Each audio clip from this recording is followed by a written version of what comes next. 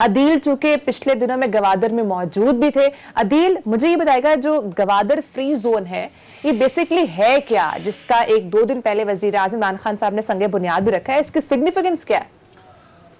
देखें, जो सी पैक के कई हिस्से हैं ना, उसमें एक तो रोड इंफ्रास्ट्रक्चर है, उसमें बिजली के मंसूबे हैं। तो इसमें जो सी पैक के बुनियादी तौर पर तीन फेजेस हैं। पहला फेज जो है ये गवर्नमेंट टू गवर्नमेंट लेवल, जिसमें इंफ्रास्ट्रक्चर के मंसूबे बनने थे, जिसमें जो बिजली के मंसूबे आने थे ना, जब तक तवानाई नहीं होगी फैक्ट्रियां कैसे लगेंगी, जब तक रोड नहीं होगी चीजें उनकी नकलो हमल होगी कैसे। पहला फेज हो गया मुकम्मल। दूसरे फेज में अब जब आए हैं तो इसमें अब जो प्राइवेट इन्वेस्टर्स हैं इनका किरदार है। अब ये प्राइवेट इन्वेस्टर्स कहां पर आने, इसके लिए मुल्क भर में बनाए गए 9 economic zone, special economic zone. अच्छा, ये इकोनॉमिक जोन जो हैं ये अलग से हैं, इन पर हम कभी बात करेंगे अलग से। लेकिन स्पेशल ये जो ग्वादर फ्री जोन है ना, ये फ्री जोन बिल्कुल पोर्ट के ऊपर 60 एकड़ में बनाया गया एक फ्री जोन है। ये फ्री जोन जो है चाइना की एक कंपनी है, ये दुनिया की बड़ी कंपनियों में इसका शुमार होता है। ये China overseas port holding company है। ठीक है। ये फ्री जोन को बना रही है, इसमें जो इन्वेस्टर्स हैं उनके साथ भी ये डील कर रही है, और ये बीओटी के तहत यानी ये जो काम कर रही है। अब इस कंपनी ने जादू भी किया है, आज ये भी बताएंगे कि इस कंपनी ने जादू क्या किया, हैरान कर दिखाया दुनिया को। अब ये जो फ्री जोन है इसमें आ गए हैं 40 के करीब, 40 से ज्यादा इन्वेस्टर्स आ चुके हैं। हाँ जी, चाइना के भी, कुछ दीगर ममालिक के भी। अब ये इन्वेस्टर्स जो हैं इसमें जो एंटरप्राइजेज हैं, अब इसमें जो फैक्ट्रियां लगी हैं 12 में से 6 बन चुकी हैं, 3 फंक्शनल हो गई हैं जो मैंने खुद जाकर देखी हैं। एक कंपनी एचके सन्स जो है ये दुनिया की बड़ी कंपनियों में, ये स्क्रैप दुनिया से इकट्ठा करने के बाद उसको प्रोसेस करने के बाद तांबा निकालती है अलग से, स्टील निकालती है अलग से, और उसको फिर एक्सपोर्ट करती है। और ये फेज 2 में हो। अच्छा, अब ये फ्री जोन जो है नहीं, फेज 1 में। अच्छा, फेज 1 में, ठीक है। फ्री जोन जो है ये है कि दुनिया भर से जो रॉ मटेरियल आना है उस पर कोई ड्यूटी नहीं होगी। ये कुछ 40 साल तक इस पे कोई ड्यूटी नहीं होगी। जब ड्यूटी नहीं होगी, खाम माल सस्ता आएगा, चीज सस्ती प्रोड्यूस होगी, आलमी मार्केट में उसकी मांग होगी, और जो वो एक्सपोर्ट्स होंगी वो ज़ाहिर पाकिस्तान के खाते में होंगी।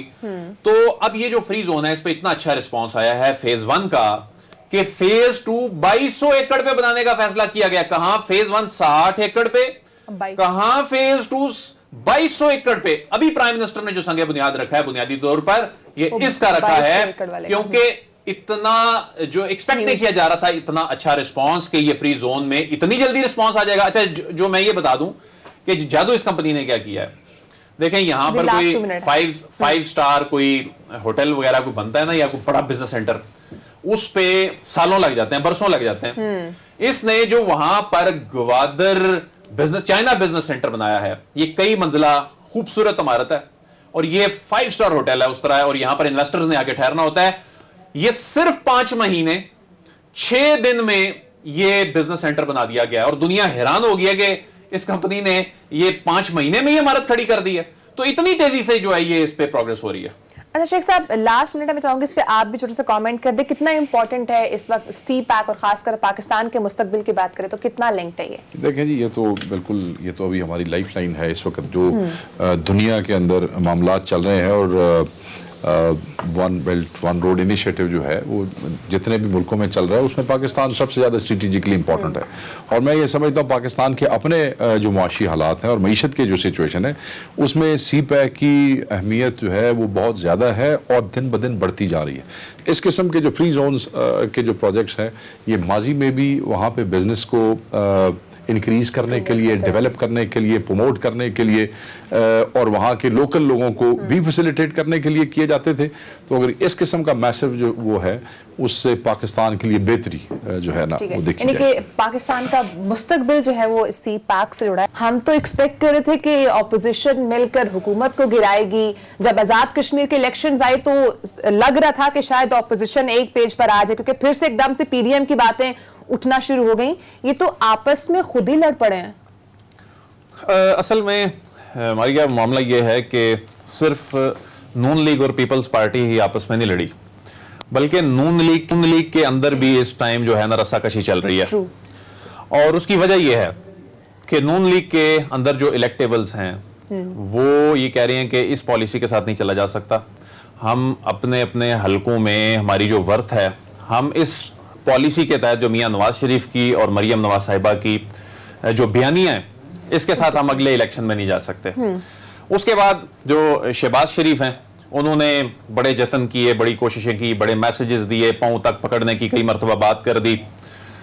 अब ये जो मामला है कि एक दूसरे को ये ताने दे रहे हैं, ये ताने क्यों दे रहे हैं? देखिए, अपोजिशन की जो सियासत होती है ना, वो अपोजिशन की सियासत होती है हुकूमत पर तनकीद करके, हुकूमत को आड़े हाथों लेकर।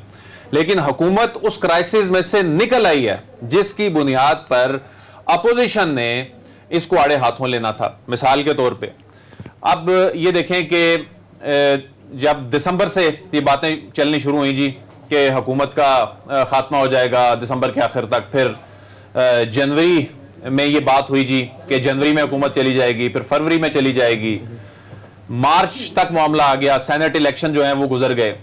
उसके बाद जो बजट के हवाले से एक टफ टाइम देना था। एक यही वो चीज थी कि जी एक प्रेशर था कि जी बजट मंजूर नहीं होने देंगे, और बजट मंजूरी तो हो ही जानी थी वैसे, लेकिन वो किस अंदाज में हुई कि उनके 28 अरकानी मौजूद नहीं थे।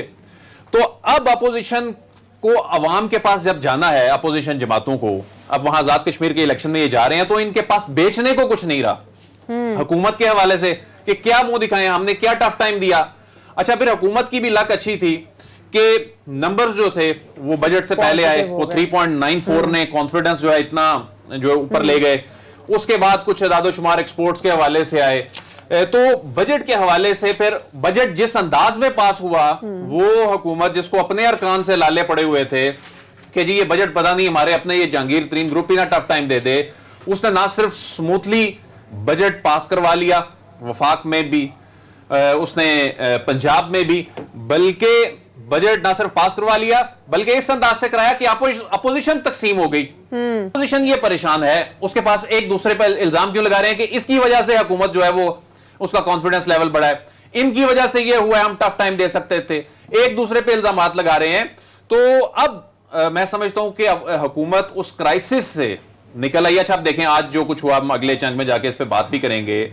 जो इकोनॉमिस्ट की जो इंडेक्स आया है कि कोरोना से जो यानी प्री कोरोना जो सिचुएशन थी उसमें जो मुल्क वापस आ रहे हैं, तरक्की याफ्ता ममालिक को पाकिस्तान जो है वो पीछे छोड़ गया, तीसरे नंबर पर पाकिस्तान उसमें आ रहा है। तो क्रिटिसिज्म हुकूमतों पर हो कि किस इशू पे रहा है? भारत में किस इशू पे हो रहा था? कोरोना पे हो रहा था।